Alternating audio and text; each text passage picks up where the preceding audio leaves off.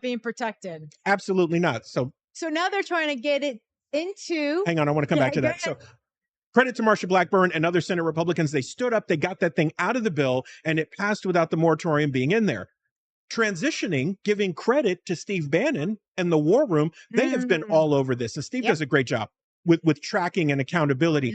Here's what we discover earlier this week is that these same people that tried to get this through in the big, beautiful bill are now going to try to slip it into the NDAA extension, the National Defense Authorization Act. That's the part where like the Patriot Act and all the surveillance and everything.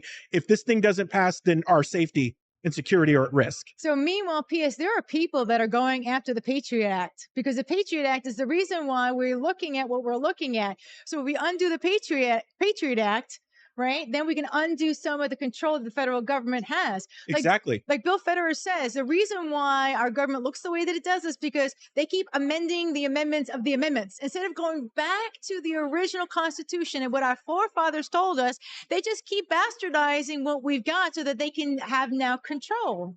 Yeah, it is amazing to me. They're like parasites. They're like virus. They never stop coming. Like once you get roaches in your house, if you don't stop out the infestation right away, or you have wasps around, if you don't stop it right away, they will spread to everything.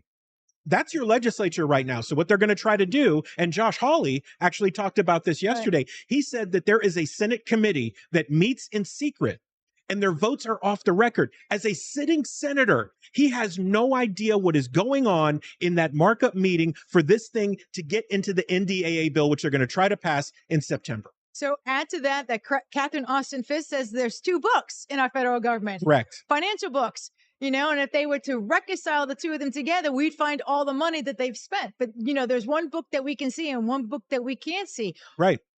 What is that all about? Right. This is government. But Catherine Austin Fitts tells this story wonderfully. When she was working for HUD back in the late 90s, they told her, they said, look, the United States is over. We're going to try to suck as much wealth out of it as we can. And what she proposes is that the debt that we have, this week, about our debt, it's like $30 billion, $1 trillion or whatever now, that if you looked at the second set of books, it would balance evenly. Right? So a balance sheet. Quick economics lesson. If somebody wins, somebody has to lose. Things have to balance.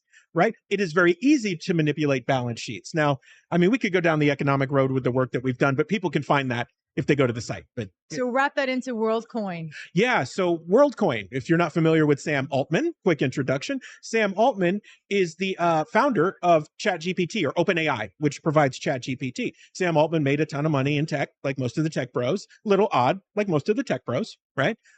So Sam Altman then proposed with his crew, hey, it'd be great for poor people or people in third world countries to have access to cryptocurrency and to build wealth. So he launches WorldCoin. Now, WorldCoin is a crypto that, you can get and use, and that's the proposal. Here's where it got a little weird. And when we started to cover it about 2 years ago, the way that you get WorldCoin is there's this giant silver orb that scans your iris. And the only way that you can get your crypto from WorldCoin is if you scan your iris. So they started in third world countries. Poor people like, yeah, money, right? And what we said then, we said, this is so nefarious and demonic.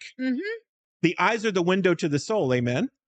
Right? So what happens? They scan the iris. Now they've got all your data. So now we're into biometrics again, right? We're going down this road again. So what we said at that point, we said, here are all the reasons this is inherently evil and inherently dangerous. If you don't stop him now, this thing will be in the United States within 2 years.